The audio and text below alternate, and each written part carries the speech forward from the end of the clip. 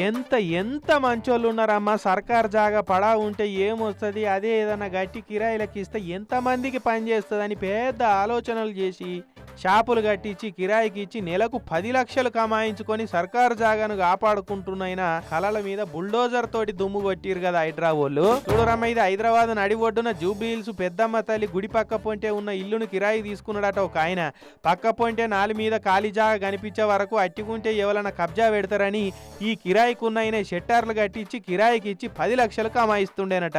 ఇక ఇదే ముచ్చట మీద అప్పట్లో మున్సిపాలిటీ వాళ్ళు నోటీస్ ఇస్తే నేను నాలిని కాపాడి రూములు కడితే కబ్జా పెట్టిరని నోటీసులు ఇచ్చిరు, మీరే నాకు న్యాయం చేయాలని కోర్టును న్యాయం అడిగిండట.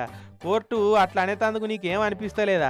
మోరి కాలువను కబ్జా పెట్టి మళ్ళీ మాతానికి వచ్చి సొక్కంపూస పని చేసినా అని చెప్పుకుంటున్నావు అని సొట్లు పెట్టి కూలగొట్టుమని ఆర్డర్ ఇచ్చిందట. ఇక హైదరాబాద్ ఊకుంటారు. రెట్టించిన ఉత్సాహంతో బుల్డోజర్ ఈజ్ మై ఎనర్జీ అనుకుంటా పోయి 7 కాడ పొతం పెట్టిరు. ఇక ఆడున్న కాలువకు కబ్జా నుంచి స్వతంత్రం ప్రకటించిరు.